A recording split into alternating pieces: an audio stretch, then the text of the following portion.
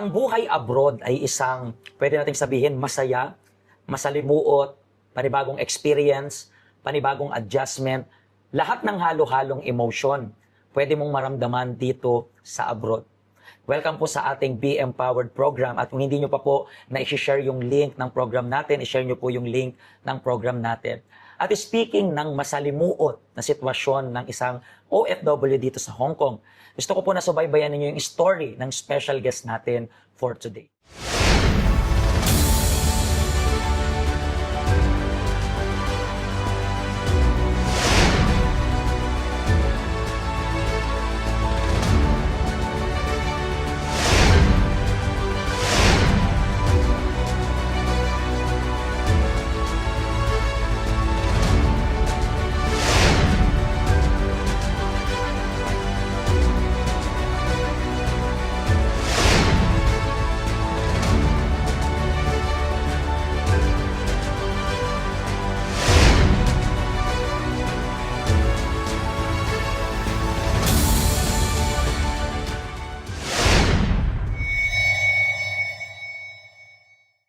At nandito po ako ngayon kasama yung special guest natin for today. Ano pong pangalan ninyo?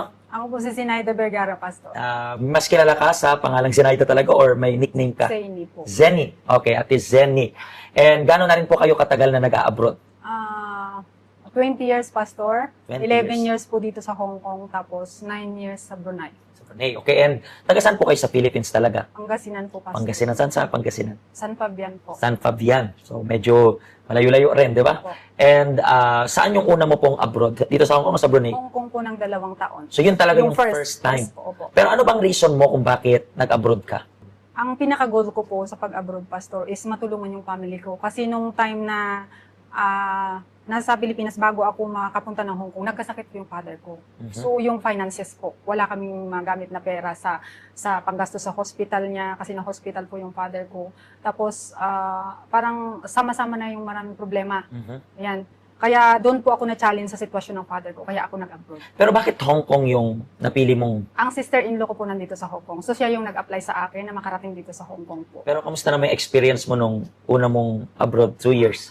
Yan po yung pinaka-big challenge ko kasi ang natatakot na lumabas ako bansa, yung parents ko. Kasi wala po akong alam na trabaho. Hindi ako marunong sa bahay.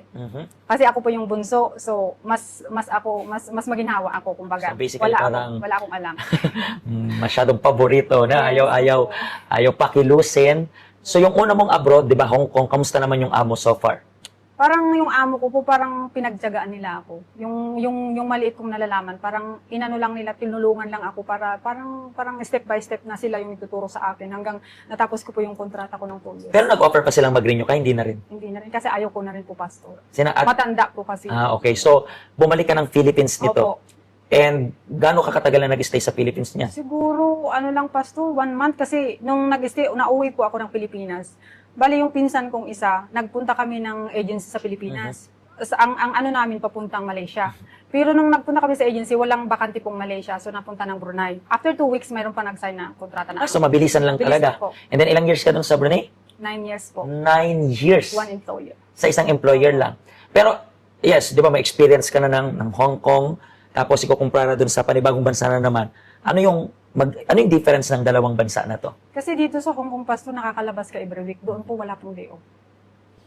Diretso po ako nun. Pero nung parang 4 na taon na ako, humingi po ako ng day off. Pero pinapauwi pa rin ako para magluto ng hapunan sa gabi. So basically, parang parang pinalanghap ka lang ng hangin. Parang gano'n, okay, labas ka doon. Pero natiis mo within 9 years. Mabait po kasi si Amo. Tapos parang talagang tinuring akong kamag-anak. Hindi po ako iba, hindi po ako katulong pagdating kay Amo ko. Pero bakit hindi ka na nag-renew?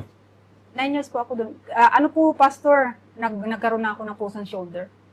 Kaya hindi ko na po matiis yung sakit. 2013, umuwi na po ako ng Pilipinas. So, from there, okay sana yung amo kasi Opo. hindi ka naman tatagal ng 9 years kung hindi Opo, okay. mabait sila. Despite na walang day off, di ba, parang walang labasan. So, basically, naka-adjust ka rin kasi within 9 years yun. And then, pagbalik mo, gano'n ka na ng katagal na nag-stay naman? Less than 2 years, in-apply na naman ako ng pamangkin ko dito, nakabalik po ako ng Hong Kong. So, Hong Kong. Bakit hindi mo na pinili yung Brunei again? inas ko po na itaas yung sahod ko, hindi na po kaya ng amo ko. Mababa talaga siya. Parang So, siyang, kinontak mo pa siya ulit, parang ganon? sila po yung nag-contact sa akin para pabalikin, pero ako po yung ayaw kasi maliit yung sahod. Ulit yung sahod, mas malaki na yung gastos, di ba? Opo. So, yeah, that's the time na bumalik ka dito sa Hong sa Hong Kong. Yung pagbalik mo dito sa Hong Kong, kamusta naman yung naging amo? Ito na po yung amo kong medyo nahirapan po ako kasi hindi po sabihin natin na yung amo ko, yung bawat gagawin ko, may oras, isusulat mo sa notebook siya. Tapos, kahit nandyan siya, kailangan mo isulat. Hindi pwedeng hindi kasi yun daw yung way niya sa loob ng bahay. So, pagkasulat mo nun, tapos nandun pa siya, naka-stay in pa siya, tapos pag maglaba pa ako ng damit ko, hinahanwas ko, di po ako allowed sa washing machine, tapos sinasampay ko siya sa sampayan ng basahan. Tapos pag nag-day off po ako, hindi po ako allowed gumamit ng tubig maligo. Halimbawa, maligo, ganyan. Hindi po ako allowed gumamit ng tubig na ganun. Tapos pagbalik ko na lang po, saka ako pwede. Pag matulog ka po, sakto lang yung katawan ko sa bed. Kahiga ko pa yung luggage ko. Ayan, ganyan po yung situation ko sa among. Pero nakailang taong ka rin dyan? Isang kontrata lang rin? Hindi po. Anong ginawa mo? Nag-break po. Nag-break ka ng contract? Opo. So, nag-send ka ng ano yun? Termination letter. Termination letter. So, anong nangyari? 1 month ka muna nag-stay doon para naghanap ng kapalit? Parang hindi po. Bago ko tinerminate, naghanap na ako ng employer. So, nung nakasign na ako, saka ko po inabot yung termination letter. Tapos, exacto 2 months ko, sa Hong Kong dapat yun, exacto 2 months yung kontrata, nasa Pilipinas na po ako. So, gano'n lang rin yung katagal ka rin dyan sa amo mo na yan, na itong una na to? Na pagbalik mo, itong mahirap yung sitwasyon. Gano'n ka rin 2 katagal? months lang pa. 2 months Tapos, after, nakabalik din ako after mga 3 months kasi yung Okay. visa po. So, pagkatapos noon, sa pangalawang amo naman, kamusta naman yung naging experience? Hindi, ang una po dito sa Hong Kong, 2 years. Tapos, ang 9 years ko sa Oo nga. pangalawa. Di ba bumalik ka? Bumalik ka, opo. Tapos yung pangalawa noon, Ito na naman yung more than a year po. More than a Bachelor. Bachelor naman. pero nag-break ka rin ng contract o siya sila, po yung nag-terminate sa siya yung nag-terminate Opo. sa'yo? So, umuwi ka na naman ng Pilipinas. Hindi po. Hindi na po ako umuwi. Bali, kinuha ako ng pamangkin kong nag-work dito sa Hong Kong para kami yung mag-alaga ng kambal niyang alaga. Kasi yung tiyahin niya, paalis po. So ako yung sinalpak, kaya pinag-break po ako doon sa among. Okay. So, pero dito nakailang amo ka na total ngayon? Kung isasama yung pinakauna mo, nakailan na? Dito lang sa Hong Kong. Dito lang sa Hong Kong. Parang pang-apat po. Pang-apat. Yung ngayon, yung current pang-apat. Opo, pang-apat. Paano mo nakilala yung help center naman?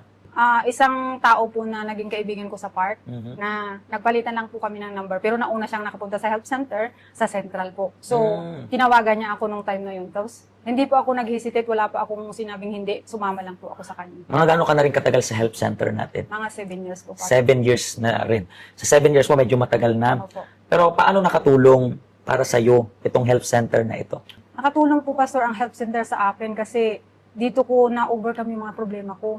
Kasi yung problema na yun, ang hirap para sa akin kasi lagi akong may bad thoughts. So yung bad thoughts na yun, doon po na-eliminate siya. Natulungan ako ng help center na matutong mag-ipon ng sarili kong pera, magpatawad sa tao.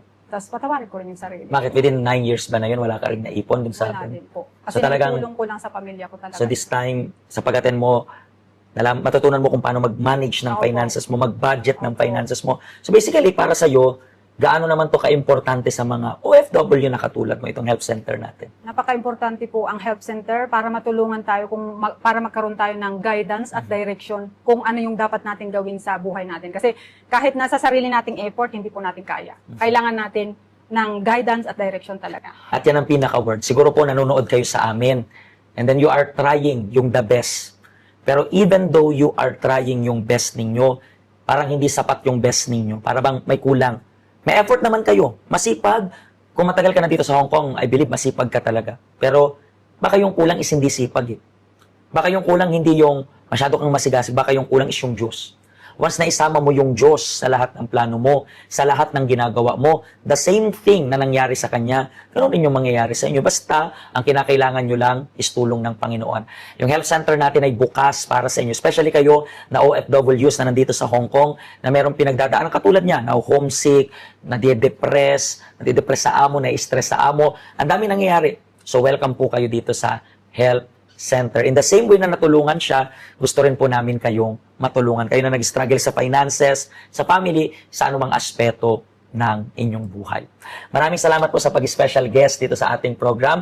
At next time po sa ating Be Empowered program, makaka-discover again tayo ng more stories ng mga Pilipinos, true experience ng mga Pilipinos na as of now, nandito sa Hong Kong. Pagpalain po kayo ng Diyos. Hello, ako po si Pastor Joshua dito po sa UCKJ Health Center dito po sa Hong Kong. At yung mga napanood nyo pong testimony ay mga testimony ng mga OFW dito sa Hong Kong. Pero I believe makaka-relate rin naman kahit nasaan po kayong bansa. Basta OFW. Ang health center po natin ay walang pinipiling religion. Base na rin po sa name, Health Center. Kung kailangan nyo po ng karagdagang information, nandito lang po sa baba lahat ng information na kailangan ninyo. Kontakin nyo lang po kami at magiging masaya po kami na matulungan ka, ma-assist ka, nasaan man po kayong bansa. Pagpalain po kayo ng Diyos.